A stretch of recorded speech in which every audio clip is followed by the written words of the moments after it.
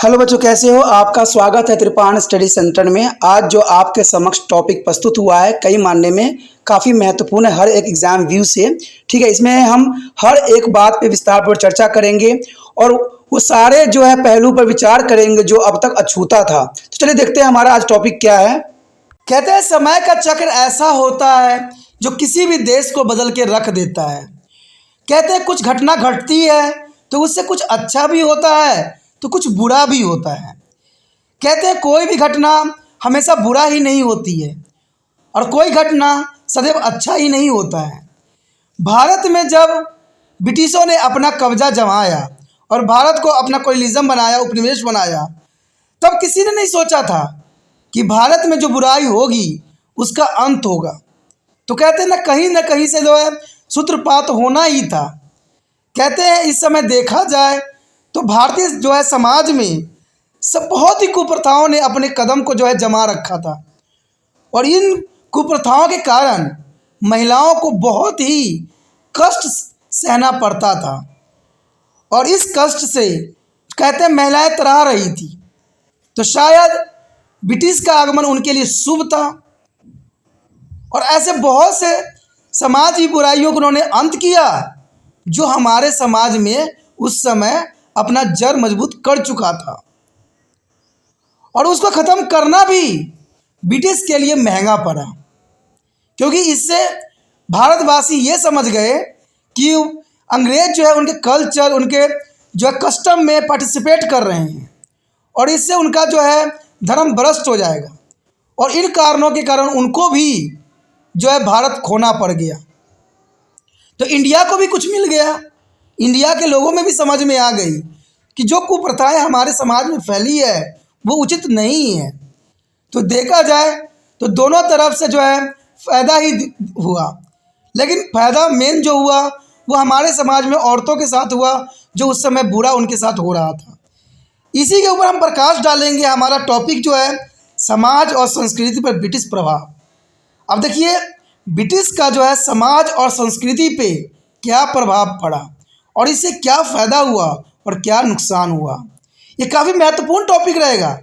तो आपको पूरा वीडियो देखने की आवश्यकता है, समझने की आवश्यकता है। तो पूरे जो है अच्छे से देखिएगा, तभी भी जो है आपको पूरा चैप्टर समझ में आएगा और ये ज़रूरी भी है। चलिए देखा जाए, इस पॉइंट की बात करें तो समाज और संस्कृति पर ब्रिटिश प्रभाव। भारत में अंग्रेज़ों के आने से समाज में कई परिवर्तन हुए और ये परिवर्तन जरूरी भी थे और उस समय की मांग भी थी। 19वीं सदी में शिशु हत्या, बाल विवाह, सती प्रथा, बहु विवाह जैसी सामाजिक कुप्रथाओं और कठोर जाति व्यवस्था प्रचलित थी और देखा जाए ये सारी प्रथाएं महिलाओं के खिलाफ ही थी। कहते शिशु हत्या में महिलाओं यानी जो है नवजात लड़कियों की हत्या की जाती थी। बाल विवाह में बच्चों, लड़की जो नाबालिग थी उनको शादी किया जाता था और सती प्रथा में जो है स्त्रियों को उसके पति के मृत्यु पे जबरन जो है उनको जला दिया जाता था, जो कि बहुत भयंकर उस समय प्रथा थी। बहु विवाहों पे जो है बैन लगी हुई थी। कोई औरत अगर विधवा हो जाती है, अगर वो जीवित है, तो उसको दूसरा शादी करने की कोई अनुमति नहीं होती थी। तो ये सारे के सारे कुप्रथाएं महिलाओं के ऊपर ही डाला गया था। अब सती प्रथा के अंतर्गत पति की मृत्यु पर महिलाओं को जबरन जला दिया जाता था। क्या ये समाज में था कि महिलाओं के मृत्यु पे पुरुषों को जला दिया जाए? था ही नहीं ऐसा सिस्टम। तो देखा जाए समाज में स्त्रियों का सदैव शोषण किया जाता है और अभी भी शोषण हो रहे हैं। कहते हैं आजकल जितना भी देखिए अपराधी जगत में औरतों को पीछे इतना अपराध होता है और अपराधी ये भी नहीं सोचते हैं कि उनका अंजाम क्या होगा। क्या पता जो हमें दिखता है वो होता नहीं है, जो होता है वो दिखता नहीं है। क्योंकि आपने देखा भी होगा कि महिलाओं के साथ बहुत से दुराचार होते हैं लेकिन अपराधी भाग जाते हैं और जब पॉलिटिकल प्रेशर पड़ता है तो अपराधी चंद सेकंडों में जेल के अंदर बंद हो जाते हैं। तो इस पे सोचने की बात है कि महिलाओं के खिलाफ जो ये मुहिम चलाया जा रहा है और औरतों को सेफ्टी के लिए वो होना चाहिए और हर एक पुरुष को समझना चाहिए कि वो स्त्री जो है किसी न किसी के कोई ना कोई जो है उसके रिलेशन रहेगा, चाहे वो माता के रूप में हो, चाहे बहन के रूप में हो, भाभी के रूप में हो, कोई ना कोई रिश्ता तो होता ही है। तो सभी औरतों को सम्मान से हमें देखना चाहिए। ये महत्वपूर्ण बात यहाँ पर रखता है त्रिपाण स्टडी सेंटर, क्योंकि जिस प्रकार पुरुषों का समाज में स्थान है, उसी प्रकार स्त्रियों का भी सम्मान होना चाहिए। कहते हैं लड़कों के जन्म पे जब हम खुशियाँ मनाते हैं, तो लड़कियों के जन्म पे भी हमें उससे अधिक खुशियाँ मनाना चाहिए। अगर स्त्रियों की कहीं विवाह होता है तो हमें धन की मांग नहीं करना चाहिए, क्योंकि स्त्रियां महत्वपूर्ण होती हैं और पूरे घर को जो है समेट के रखती है। तो इसमें आज के समय में जो है मानसिकता बदलने की आवश्यकता है। देखिए, सती प्रथा तो जो था कानूनी रूप से बैन कर दी गई, बाल विवाह को भी बैन किया गया, शिशु हत्या पे तो चलिए थोड़ा मोड़ा लगाम लगी है, और बहु विवाह तो अभी चलिए हमारे समाज में प्रचलित हो गई है, तो ये अच्छी बात है। लेकिन सबसे बड़ा जो गर आज के समाज में आधुनिक युग में किया हुआ है वो है दहेज प्रथा। आज कहीं भी चले जाइए, कहीं भी गांव में चले जाइए, शहर में चले जाइए, कहते हैं इस पर बैन अवश्य लगा हुआ है, सरकार की तरफ से बैन लगी हुई है, और फिर भी धड़ल्ले से जो है दहेजों की मांग की जाती है, और जो समाज के लिए सही नहीं है। कहते हैं कई स्त्रियां जो है दहेज की आड़ में उनको जला दिया गया, उनकी हत्या कर दी गई, और वो भी आज आधुनिक युग में ऐसा हो रहा है। कहते हैं अगर औरतों को थोड़ा सा अपॉर्चुनिटी दिया जाए, मौका दिया जाए, तो वो लड़कों से भी बेहतर और अच्छा करके दिखा सकती हैं, और लड़कों से भी अधिक पैसे कमा के दिखाने की क्षमता उनमें है। हम ये नहीं भूल सकते कि हमारे देश में राष्ट्रपति से लेके कहते हैं चांद पे जो है मार्स पे भी जाने वाले औरतें ही थी, और औरत ने ये करके दिखाया है। प्रधानमंत्री भी हमारे देश की में औरत बनी, राष्ट्रपति भी बने। अब बताइए इससे अधिक औरतें क्या करके दिखाएं जिससे आपको लगे कि औरत सबसे ऊपर रह सकती है। सिर्फ उनको मौका की आवश्यकता है। इवन की पढ़ाई में भी देखिए सदैव लड़की ही बाजी मारती है, लड़के पिछड़ रहे हैं। तो आखिर हमारे समाज में जो बुराइयां हैं लड़की के प्रति, वो कब कम होगा, कब लोगों की मानसिकता बदलेगा? कहते हैं ये हमें सोचने की आवश्यकता है, समझने की आवश्यकता है। जैसा दूसरा व्यक्ति है वैसा अपना व्यक्ति होता है, जैसा अपना व्यक्ति होते हैं वैसे ही दूसरे व्यक्ति होते हैं। तो सभी को सामान्य नज़रों से देखने की आवश्यकता है। कहते हैं समय से पहले कुछ नहीं मिलता है और समय से ज़्यादा भी कुछ नहीं मिलता है। कहते हैं जो चीज़ जल्दबाजी में पाने की जिसको इच्छा होती है वो सदैव बर्बाद होते हैं। कहते हैं आने वाला समय होता है उसमें सबके मैरिज होने हैं, सबके विवाह होने हैं, सबको जो है सुख मिलने हैं। तो जल्दबाजी किस बात के लिए? जो कर्म है हमें वो करना चाहिए। कहते हैं विद्यार्थी जीवन में हो तो विद्यार्थी की तरह बिहेव करना चाहिए, गृह अवस्था में हो तो गृह की तरह हमें बिहेव करना चाहिए, वनप्रस्थ अवस्था में तो वनप्रस्थ अवस्था में होना चाहिए, सन्यासी हो तो सन्यासी अवस्था में रहना चाहिए। अगर पहले के समय में बड़े बड़े लोगों ने 4 जो बनाए गए थे आश्रम, वो कुछ सोच समझ के ही बनाए होंगे। आज बेशकली जो है उम्र की तगादा है तो आज मैरिज का भी तो समय कम है। अच्छा 18 साल में बच्चों की शादी हो जाती है, तो चलिए एजुकेशन अवस्था को हम 18 साल लगते हैं, उसके बाद और 18 साल ले लीजिए, उसके बाद और 18 साल ले लीजिए, तो कोई ना कोई अवस्था में तो पहुंच ही जाते हैं। तो कहते हैं पुराने समय में जो रूल रेगुलेशन बनाए गए वो काफ़ी महत्वपूर्ण थे। कहते हैं देखा जाए तो ये प्रथाएं मानव की गरिमा और मूल्य के विरोध थे, क्योंकि ये जो है समाज के लिए सही नहीं थे। जीवन के सभी स्तरों पर महिलाओं से भेदभाव किया जाता था और वह समाज का वंचित वर्ग माना जाती थी। यानी महिलाओं को सदैव जो है वंचित ही माना जाता था, और कहते हैं स्त्री के लिए जो है महाभारत भी हो जाती थी। तो ये बहुत बड़ी विडंबना है। कहते हैं इनकी अपनी स्थिति में कई सुधार के अवसर भी नहीं दिए गए थे। ऊंची जातियों के ब्राह्मण पुरुषों तक ही शिक्षा सीमित रह गई थी। यानी पुराने समय में देखा जाए तो उच्च वर्ग में स्त्रियों की शिक्षा दी जाती थी और जो निम्न वर्गों में शिक्षा नहीं दी जाती थी। ब्राह्मण वेदों का उपयोग करते थे जो संस्कृति में लिखे गए थे, और पुरोहित जो है महंगे अनुष्ठान, बलिदान और जन्म या मृत्यु के बाद की रीतियों को जो है करवाया करते थे, जो कि काफ़ी महत्वपूर्ण थे। जब ब्रिटिश भारत आए तो स्वतंत्रता, समानता और आज़ादी और मानव अधिकार जैसे विचारों के रूप में नए विचार, यूरोप के पुण्य जागरण, सुधार आंदोलन और विभिन्न क्रांतियों से यहाँ आए। कहते हैं अंग्रेज का आगमन देखा जाए तो कहीं हद तक शुभ ही थी, क्योंकि उन्होंने स्वतंत्रता, समानता, आज़ादी और जो है स्त्रियों के ऊपर जो अत्याचार हो रहा था, पुण्य जागरण, सुधार आंदोलन, बहुत से क्रांतियाँ इन्हीं के समय काल में हुआ। और इन विचारों ने हमारे समाज कुछ वर्गों के लोगों से कुछ करने के लिए अपील भी की और देश के विभिन्न भागों में कई सुधार आंदोलन का नेतृत्व भी किया। और इन आंदोलनों में सबसे आगे दूरदर्शी भारतीयों में राजा राम मोहन राय, सर सैयद अहमद खान, अरुणा असफ अली और पंडिता रमाबाई प्रमुख थे। इन आंदोलनों से सामाजिक एकता आई और स्वतंत्रता समानता की दिशा में प्रयास भी किए। कई कानून उपाय महिलाओं के जो है स्थिति में सुधार के लिए शुरू की गई। उदाहरण के लिए लॉर्ड बेट्रिक्स ने 1829 में सती प्रथा प्रतिबंधित लगाया। देखिए, जो लॉर्ड बेट्रिक्स ने राजा राम मोहन राय के आग्रह पर जो है सती प्रथा को बैन किया 1829 में। यानी देखा जाए तो राजा राम मोहन राय भारतीय थे और उनको भी इस बात का एहसास था कि हमारे समाज में जो सती प्रथा है वो कदाचित उचित नहीं है और ये सब सही भी नहीं है। इसलिए उन्होंने लॉर्ड बेट्रिक्स को इस बात के लिए सहमत करवाया कि सती प्रथा जो है बैन होना चाहिए, प्रतिबंधित होना चाहिए। तो लॉर्ड बेट्रिक्स उस समय के गवर्नर जनरल थे और उन्होंने 1829 में सती प्रथा पर प्रतिबंधित लगा दिया। गवर्नर जनरल ने 1856 में विधवा पुण्य विवाह कानून पारित किया, यानी जो विधवा हो जाते थे उनको पुण्य विवाह करने की अनुमति दी गई। एक कानून 1872 में पारित किया गया जिसमें अंतरजातीय और अंतर सांप्रदायिक विवाह को भी सम्मति दी गई।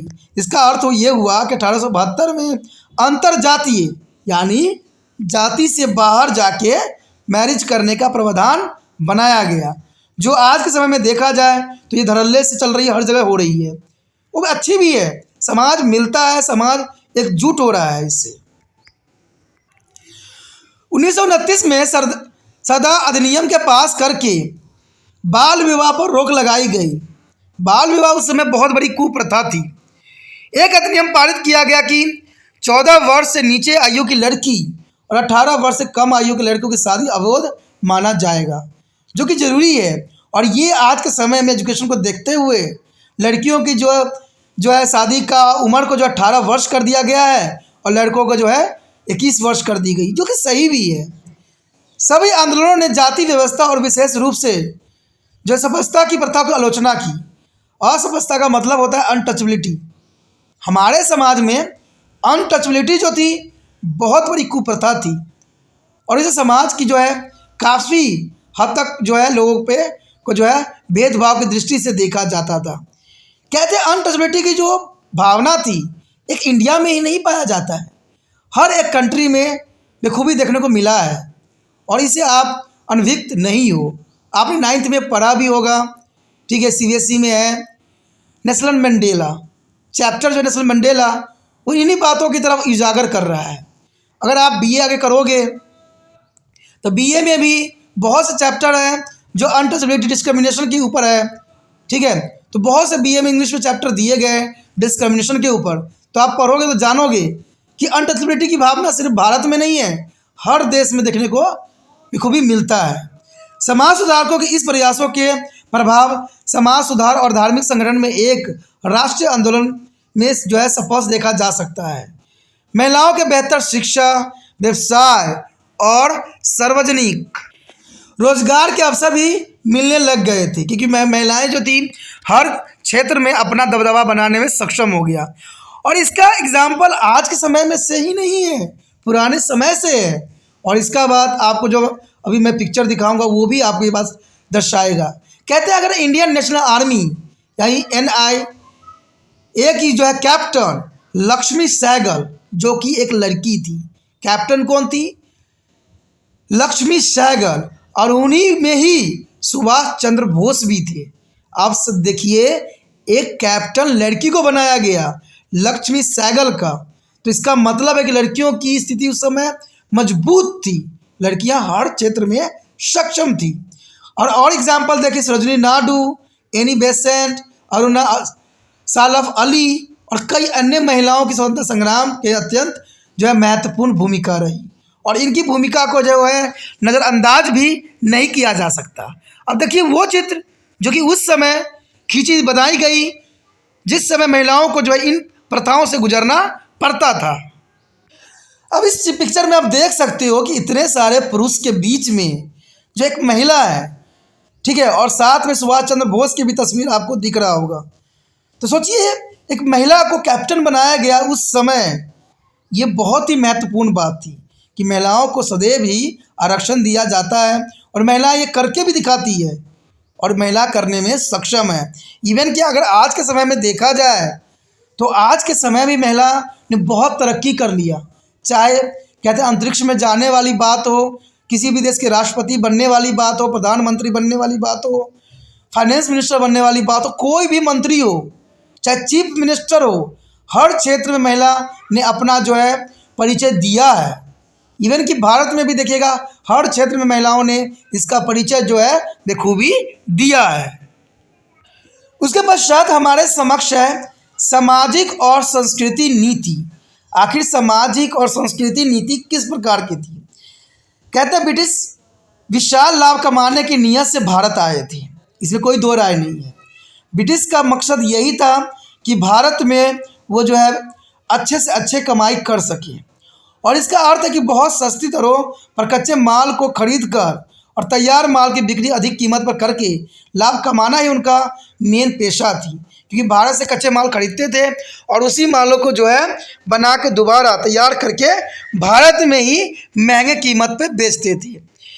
ब्रिटिश भारतीयों को शिक्षित और अपनी वस्तुओं के उपभोग के लिए पर्याप्त आधुनिक बनाना चाहते थे, और उन्होंने हर संभव वो सारी कोशिशें की जो वो कर सकते थे।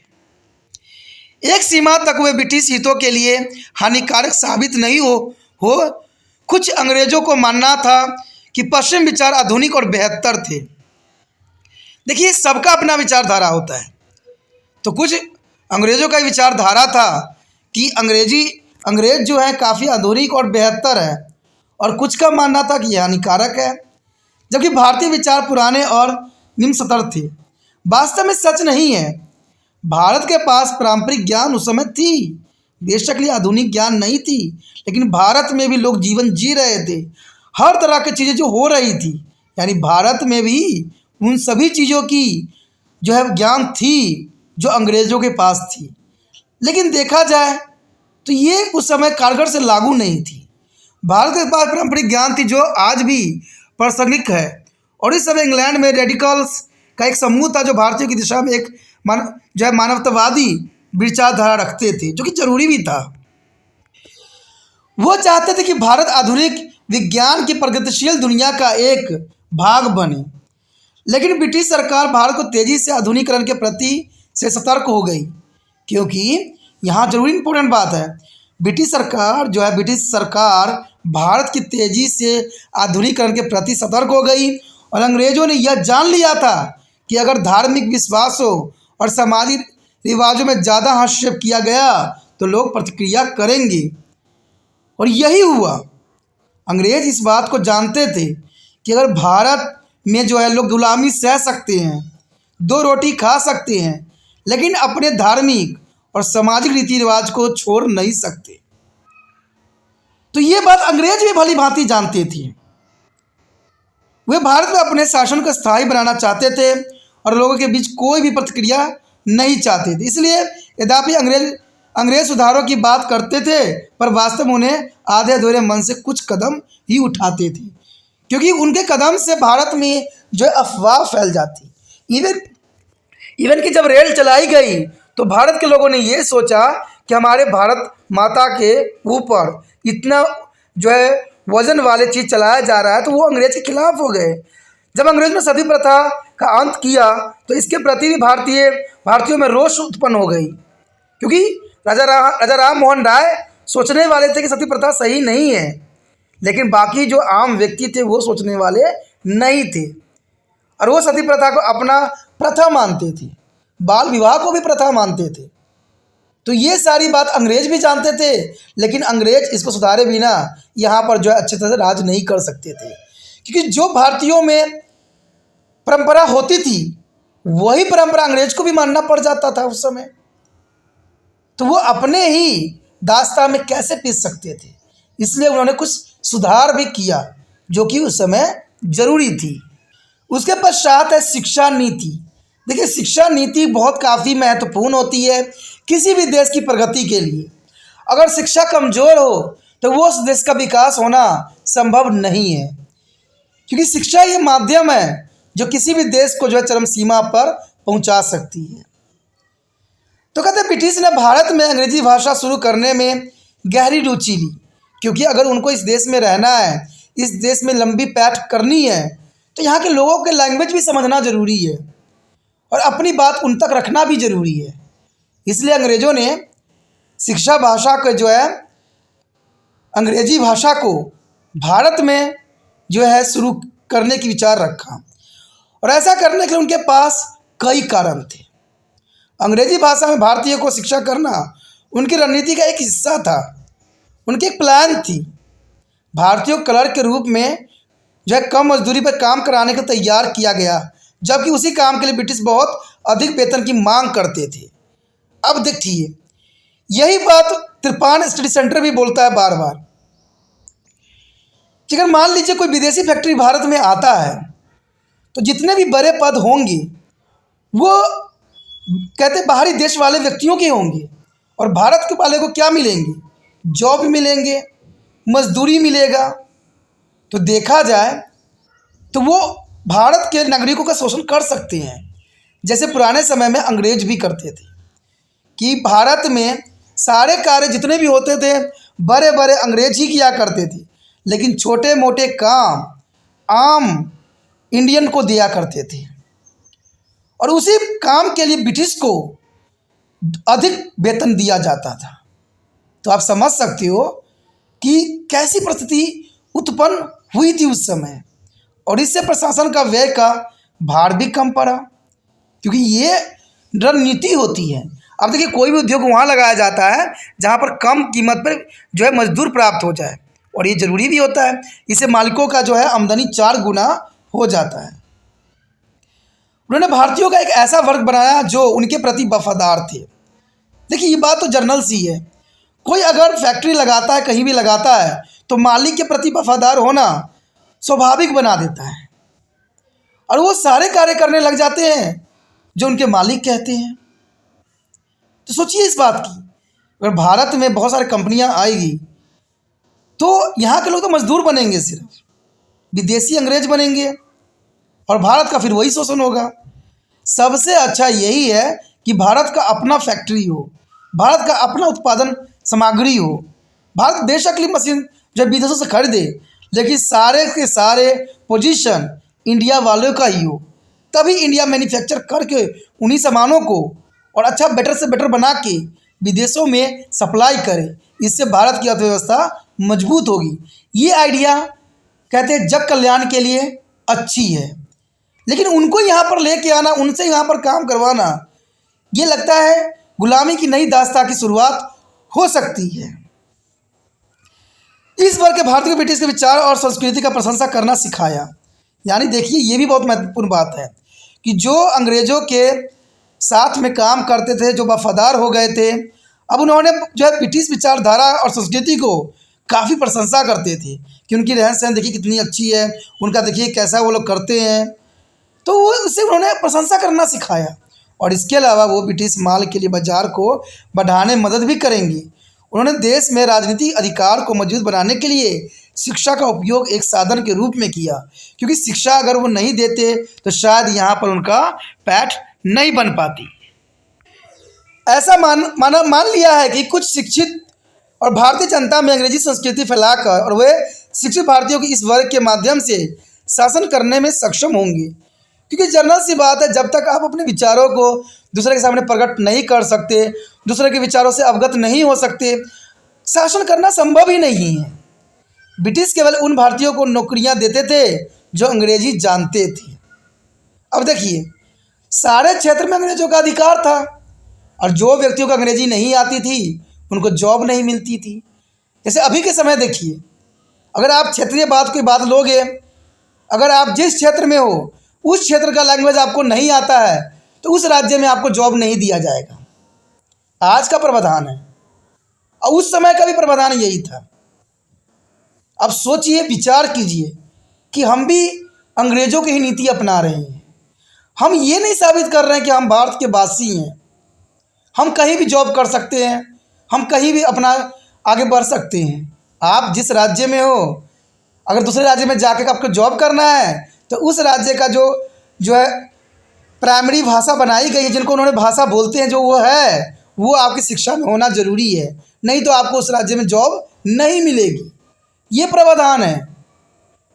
अब देखिए, हम भारत में रह के भी क्षेत्रवाद से ग्रसित हैं, और ऐसे अंग्रेज भी करते थे कि जिनको अंग्रेजी नहीं आती थी उनको जो है जॉब नहीं दी जाती थी, यानी जॉब उनको ही मिलता था जो अंग्रेजी जानते थे। तो ये काफ़ी महत्वपूर्ण बात थी। ब्रिटिश केवल उन लोगों को नौकरी देते थे जो अंग्रेजी जानते थे, और वो भारतीयों को अंग्रेजी शिक्षा के लिए मजबूर करते थे। कहते हैं आज भी ऐसा ही हो रहा है, बच्चों को भी मजबूर किया जाता है। जो लैंग्वेज वो नहीं पढ़ना चाहते हैं ज़बरदस्ती उनमें थोपा जाता है, कभी स्कूल की तरफ से, कभी माता पिता की तरफ से। माता पिता ये कहते हैं अगर आप ये लैंग्वेज नहीं लोगे तो आपको यहाँ नौकरी नहीं मिलेगी, तो आपको ये लैंग्वेज रखना ही पड़ेगा। अब कैसी, कहते हैं ना, आज भी वही नीतियों का जो है अनुसरण किया जाता है। इसे जो है शिक्षा जल्द ही अमीर और शहरों में रहने वालों का एक अधिकार बन गई।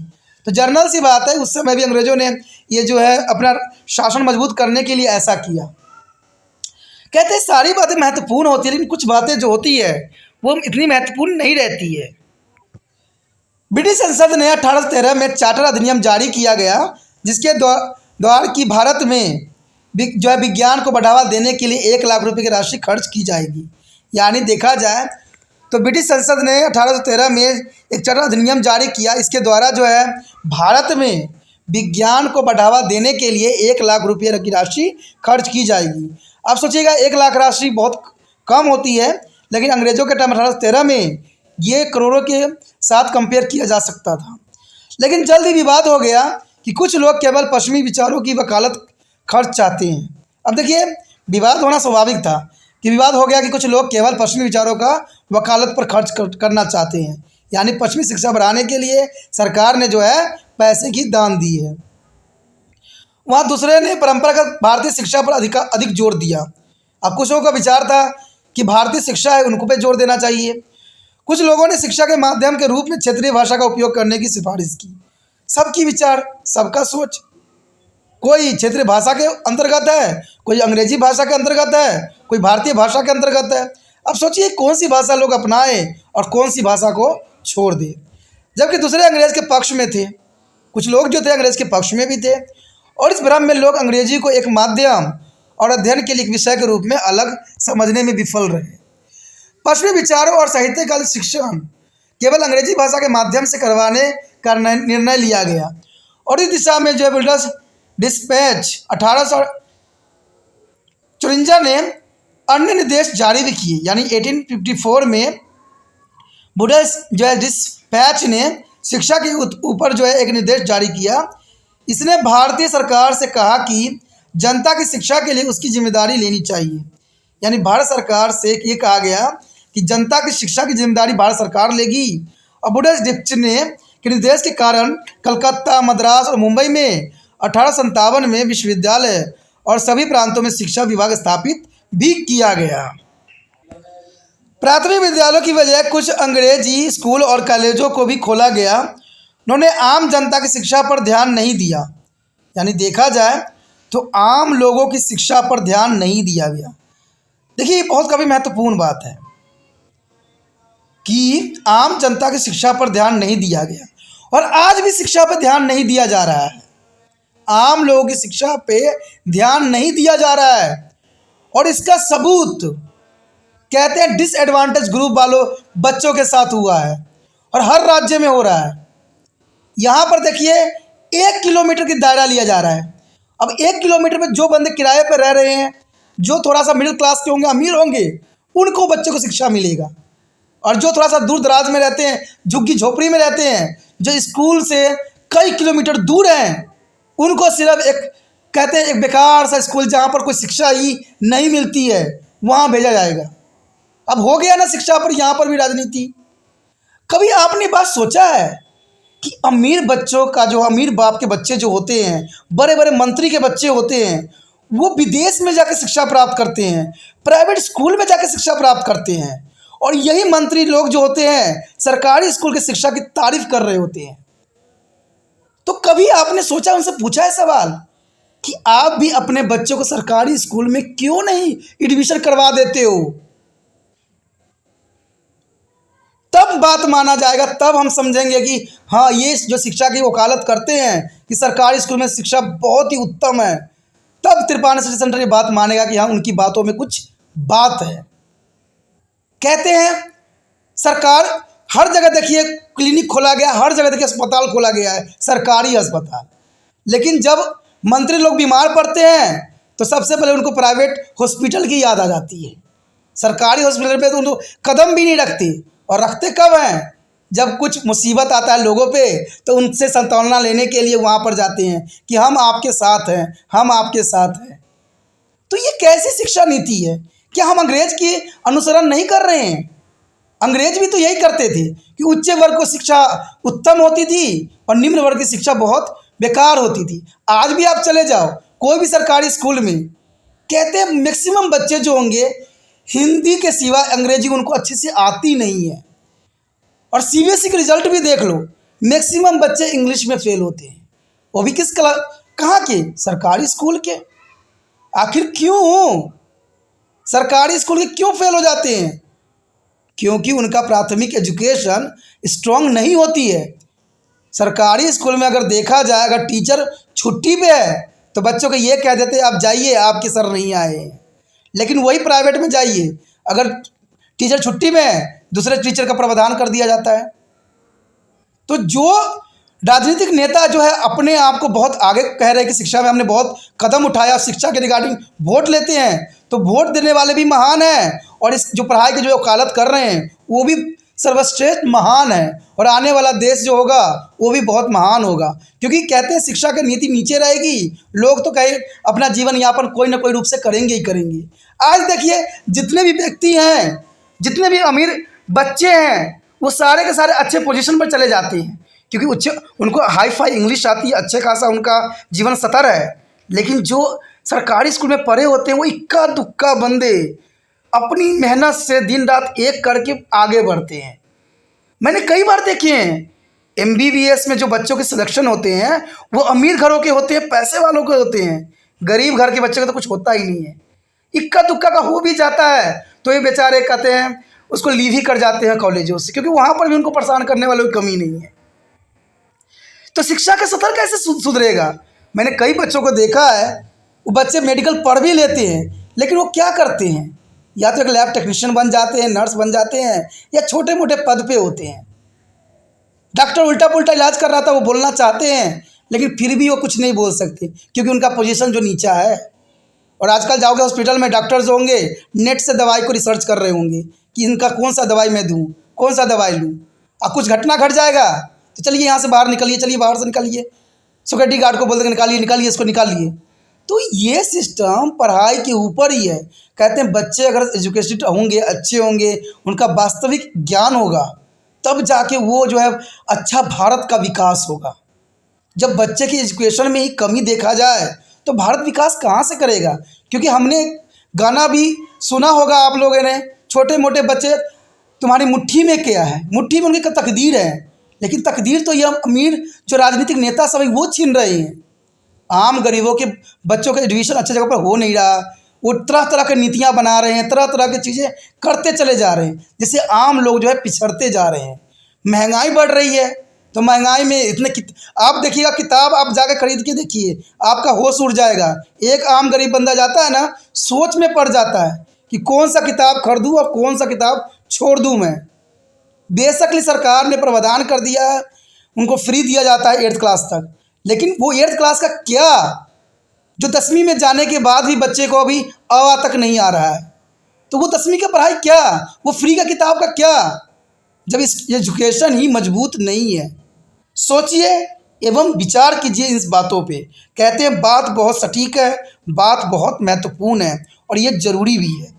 अब देखा जाए तो यही बात है कि आम जनता की शिक्षा पर ध्यान वो नहीं देते थे, लेकिन वास्तविक में ये सब भारतीय लोगों की ज़रूरतों को पूरा करने के लिए पर्याप्त नहीं था। हालांकि अंग्रेजों के आधे अधूरे मन से भारत में शिक्षा नीति, अंग्रेजी भाषा का पालन और पश्चिमी विचारों का मानना पड़ा, जिसका समाज पर सकारात्मक प्रभाव भी पड़ा। बेशक लिए इन्होंने अधूरी नीति से ही शिक्षा नीति अपनाई और अंग्रेजी भाषा का पालन किया, लेकिन भारत में इसका देखा जाए तो सकारात्मक प्रभाव भी पड़ा। कई सुधारक जैसे राजा राम मोहन राय, ईश्वर चंद्र विद्यासागर, स्वामी दयानंद सरस्वती, सर अहमद खान और स्वामी विवेकानंद ने उदारवाद और लोकतंत्र की पश्चिमी विचारों को माना तथा उस समय के गैर मानवीय सामाजिक और धार्मिक प्रथाओं को सुधार के प्रयत्न भी किए। कहते हैं पश्चिमी शिक्षाओं ने उनको बहुत कुछ सिखाया भी और बहुत कुछ उनको सुधारा भी। कहते हैं सभी ऐसे नहीं होते, मेहनत नहीं करना जानते, लेकिन कुछ होते हैं जो मेहनत करके अपने आप को ही अलग पहचान बना लेते हैं। और इसी में जो थे राजा राम मोहन राय, ईश्वर चंद्र विद्यासागर, स्वामी दयानंद सरस्वती और सर अहमद खान और स्वामी विवेकानंद, जो कि काफ़ी महत्वपूर्ण थे समाज सुधारक के अंतर्गत। हालांकि शिक्षा आम जनता तक नहीं पहुंची, लेकिन समाजवाद और विरोधी राष्ट्रवाद और सामाजिक और आर्थिक समानता के विचारों ने अपनी जड़ें राजनीतिक दलों, वाद विवाद और सार्वजनिक मंच और प्रेस के माध्यम से लोगों में जमा ली। अंग्रेजी भाषा और पश्चिमी शिक्षा के प्रसार ने भारतीयों को आधुनिक, तर्कसंगत और लोकतांत्रिक, उदार और देशभक्ति के दृष्टिकोण से अपनाने में सहायता किया। क्योंकि पश्चिमी शिक्षा से ये हुआ कि उन्होंने जितने भी फ्रांस की क्रांति हुआ, रूस की क्रांति हुआ, उसके बारे में उन्होंने पढ़ा और उन्होंने जाना कि उस देश में क्रांति हो सकती है, तो हमारे देश में क्यों नहीं हो सकती है, हम भी क्रांतिकारी बन सकते हैं। तो इस शिक्षाओं ने उन पर बहुत ही गहरा प्रभाव डाला। उन्होंने ज्ञान के नए क्षेत्र जैसे विज्ञान, मानविकी और साहित्य को भी अपनाया। भारत में शिक्षा लोगों की अंग्रेजी भाषा, लैंग्वेज फ्रांका प्रिय भाषा बन गई। इसे भारतीयों को इंग्लैंड में अध्ययन का अवसर भी मिला और वो इंग्लैंड में जाके पढ़ने भी लगे। वहाँ लोगों ने लोकतंत्री संस्थाओं की कार्य प्रणाली को भी पढ़ा। आपने देखा ही होगा कई लोगों ने विदेश में जाके पढ़ाई किया। इवन कि हमारे राष्ट्रीय पिता महात्मा गांधी भी इंग्लैंड में जाके पढ़ाई किया और उन्होंने शिक्षा प्राप्त की। वहाँ भारतीयों ने जॉन लोको और स्टीवन मिल और रूसो और कई दूसरे अनेक लेखकों के स्वतंत्रता, समानता, भाईचारा और मानवाधिकार और स्वशासन के विचारों को पढ़ा और उनके विचारों से अवगत हुआ। फ्रांसीसी और अमेरिकी क्रांति और इटली और जर्मनी के एकीकरण से अपने आप को मजबूत बनाया और विचारों की प्रशंसा भी की। उन्होंने केवर्स गौरीबंदी और माजनी मसंद आए, वे सब भारत के लिए आदर्श से प्रेरणा लेने लग गए। तो जर्नल सी बात है, जब तक बंदा पढ़ेगा नहीं, व्यक्ति पढ़ेगा नहीं, समझेगा नहीं, विचार नहीं करेगा, तो कहते समझदार कहाँ से बनेगा। कहते हैं अगर बच्चे यहाँ पर अनपढ़ रह जाएंगे तो आगे की विचारधारा उनका कैसे आएगा, कैसे भारत देखिए आज चीन को भी जनसंख्या में पीछे छोड़ दिया है। तो कहीं ना कहीं अनपढ़ता का ही सबसे बड़ा निशानी है, अनपढ़ता का सबसे बड़ी निशानी है। और दूसरी निशानी ये है कि स्त्रियों को महत्ता न देना, क्योंकि स्त्रियों को महत्वता देंगे हमारे समाज देगा। दहेज प्रथा खत्म हो जाएगी हमारे देश से, तो स्त्रियों को जन्म देना या स्त्रियों को आगे बढ़ाना कोई बड़ी बात नहीं रहेगा हर इंसान के लिए। आज कोई स्त्री जन्म लेता है तो माँ बाप सोच में पड़ जाते हैं कि हम कैसे 1 रुपया इकट्ठा करके इनके दहेज की इकट्ठा करें, क्योंकि सरकार की इसी नीति सशक्त नहीं है, मजबूत नहीं है। सिर्फ इन्होंने और सरकार ने भी बनाया है, आजकल नीति बना दी है कि स्त्रियों के लिए पैसा बचपन से इकट्ठा कर लो, उनके शादियों के लिए, विवाह के लिए। देखिए बहुत सारे आजकल धनराशि वाला जमा करने वाला प्रोग्राम सरकारों के द्वारा बनाई गई है कि सब बच्चे बड़ा होते जाएंगे और उनको उसी पैसे से माता पिता उनकी मैरिज कर देगा। नाम कहते कुछ और होता है और काम कुछ और होता है। तो कहते हैं जैसा प्रेरणा मिलेगा समाज में वैसा ही आगे चलेगा भी। कहते हैं मैक्स मुलर और एंजिन बेसन जैसे पश्चिमी विचारकों ने जो है विरासत संस्कृति में गर्व की भावना को बढ़ाने के लिए भारतीय जन भाषा और साहित्य के लिए प्रोत्साहित किया। तो ये बहुत काफ़ी महत्वपूर्ण थी। मैक्स मिलर और एन सी वेल्सन ने बहुत काफ़ी महत्वपूर्ण योगदान दिया कि भारतीय जनभाषा और साहित्य के लिए प्रोत्साहित किया। यह भारतीयों को भारत की संस्कृति अतीत को जो है पुनर्जीवित करने के लिए योग्य बनाना चाहते थे और इसके अतिरिक्त विचारों में राजनीतिक जागृति और विचारों के आदान प्रदान करने में प्रेस को महत्वपूर्ण भूमिका उल्लेखनीय थी। अब देखिए उस समय जहाँ पर प्रेस ने जो है निष्पक्ष जो है बात को रखा, लेकिन आजकल मीडिया भी महान होती है।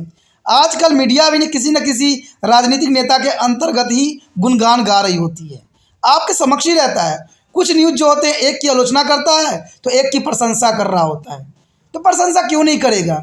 आजकल जो पैसा देता है एडवर्टाइजमेंट के लिए उसकी वहाँ पर तू बोलती है, जो एडवर्टाइजमेंट के लिए पैसा नहीं देता है उसको तू नहीं बोलती है। आज कोई भी इंटरनेट साइट खोल के देखो, वहाँ पर कोई ना कोई आपका जो है मंत्री लोग की एडवर्टाइजमेंट लगा ही होगा, लेकिन अगर वास्तविकता में आप जाके देखोगे तो वो सब कुछ भी नहीं होगा जो एडवर्टाइजमेंट वो दिखा रहे होते हैं और जो बोल रहे हो। समाचार पत्र तथा पत्रिकाओं ने लोगों को अपने विचार और समस्याओं को कहने का अवसर दिया। कहते हैं मीडिया वो स्थान होती है जहाँ पर लोगों के विचारधारा रखे जाती है, न कि किसी एक के अंतर्गत बोला जाता है। इसी तरह उपन्यास, नाटक, लघु कहानी, कविता, गीत, नृत्य, थिएटर, कला और जो है सिनेमा आदि ने उपनिवेशिक शासन के प्रति विरोध व्यक्त करने के लिए प्रयोग भी किया गया। कहते हैं कि आजकल देखिए उपन्यास, नाटक, लघु कहानी, कविता, गीत, नृत्य, थिएटर, कला और सिनेमा सबके सब जो उपनिवेशिक शासन के प्रति विरोध व्यक्त करने का जो है एक माध्यम उस समय बना हुआ था। क्योंकि कहा जाए तो मीडिया एक आईना होती है। आईना इसलिए होती है क्योंकि सरकार को जो है वास्तविकता का परिचय करा सकती है, लेकिन आजकल देखा जाए तो मीडिया भी सिर्फ कुछ लोगों के ही अंतर्गत गुणगान गा रहे होते हैं। तो ये बहुत बड़ी विडंबना है मीडिया को भी, क्योंकि मीडिया आज स्वतंत्र है। इनको जो है जन कल्याण की बातों पर ध्यान देना चाहिए, जो लोगों की आम तकलीफ होती है उस पर भी ध्यान देने की आवश्यकता है। समाचार पत्र पत्रिकाओं के साथ वे आत्मविश्वास, आत्मसम्मान, जागरूक और देशभक्ति की भावना को भी बढ़ावा दे रहे थे, जिससे राष्ट्र चेतना की एक भावना विकसित हुई। तो देखा जाए यहाँ पर जो है काफ़ी महत्वपूर्ण थी कि लोगों की भाषा में अनेक दैनिक जीवन में सुख दुख का वर्णन करते थे, उनके विचारों से अवगत होते थे, जिससे उनको आत्मविश्वास, आत्मसम्मान, जागरूकता और देशभक्ति की भावना पैदा होता था। तो ये काफ़ी महत्वपूर्ण थी उस समय प्रेस की भूमिका। ब्रिटिश ने कई रणनीतियाँ अपने नियमों को जो है प्रभावी करने के लिए बनाई, यानी ब्रिटिश ने रणनीति जो है अपने नियम को प्रभावित करने के लिए सिर्फ बनाई।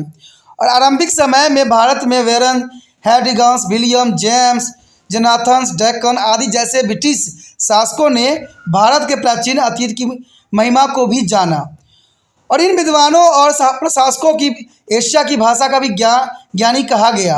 उन्होंने सोचा कि भारतीय भाषाएं, साहित्य और संस्कृति का ज्ञान उन्हें भारत के शासन को आसानी से चलाने में मदद भी देगा।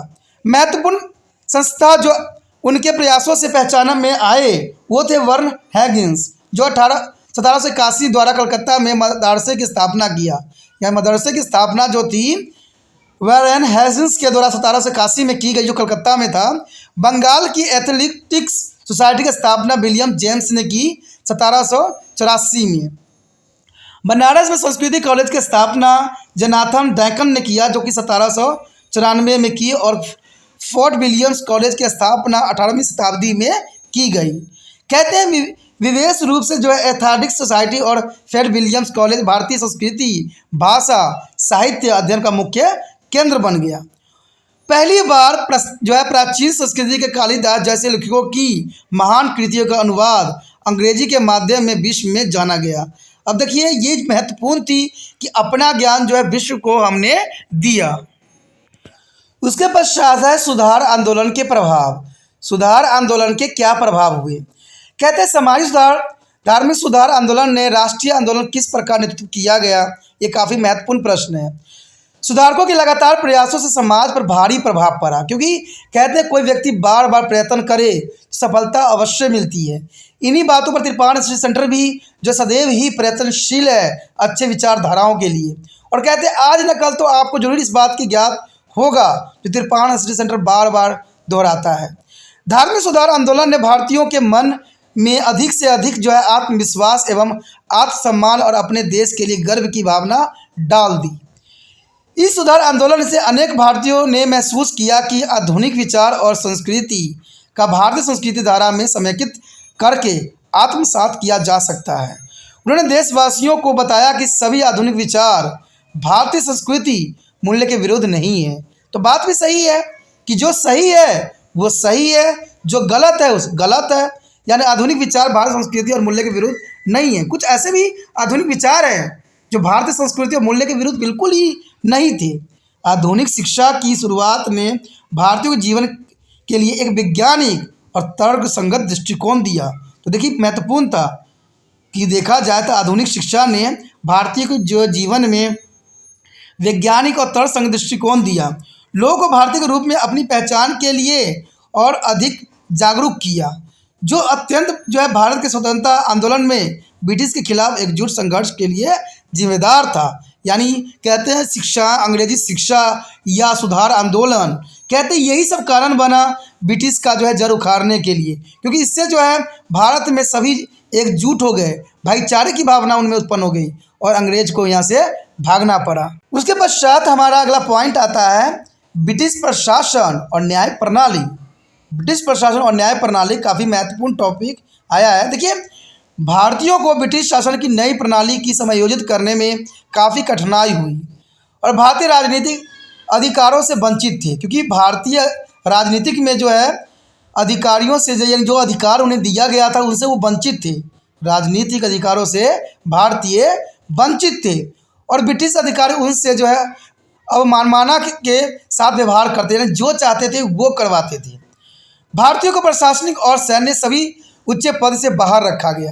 तो जर्नल सी बात है, कोई भी अगर देश गुलाम होता है तो इसमें तो जर्नल सी बात है। यही तो बात यहाँ पर त्रिपाण स्टडी सेंटर भी कहता है। अगर मान लीजिए विदेश से कंपनी भारत में आएंगे, यहाँ पर लगाएंगे, तो जर्नल सी बात है कि भारतीयों को जो है प्रशासनिक और सैन्य सभी उच्च पदों से बाहर रखा जाएगा और भारत में जितने भी लोग हैं उनसे मजदूरी ही करवाई जाएगी, उनसे कोई स्पेशल पद या जो है उच्च पद नहीं दिया जाएगा। इसमें कोई दो राय नहीं है और ये जर्नल सी भी बात है। अंग्रेजों ने भारत में कानून और न्याय की एक नई प्रणाली की शुरुआत की और एक जो है श्रेणीबद्ध सिविल और आपराधिक अपराधों के स्थापित भी किया, यानी आपराधिक अदालतों की स्थापित भी किया गया। श्रेणीबद्ध सिविल और आपराधिक अपराध अदालतों के स्थापित किया गया। कानून को कोड बनाए गए तथा जो है कार्यपालिका से न्यायपालिका को अलग करने का प्रयास भी किया गया और भारत में कानून के शासन को स्थापित करने का प्रयास भी किया गया। लेकिन ब्रिटिश जो है भारतीयों के अधिकार और स्वतंत्रता के साथ हस्तक्षेप कर रहे थे तथा अपनी निर्णायक शक्ति का आनंद भी ले रहे थे, क्योंकि ब्रिटिश जर्नल सी बात है, यहाँ पर वो जो है अपना जीवन आनंदमय बनाने के लिए आए थे, न कि यहाँ पर तकलीफ़ों के लिए आए थे। इसलिए ब्रिटिश भारतीयों के अधिकारों और स्वतंत्रता के साथ हस्तक्षेप कर रहे थे और अपनी निर्णायक शक्ति का आनंद ले रहे थे। कानूनी अदालतों भी आम लोगों के लिए सुलभ नहीं थी। तो ये तो आज भी है, आम लोगों के लिए जो है कानून जो थे सुलभ नहीं थे।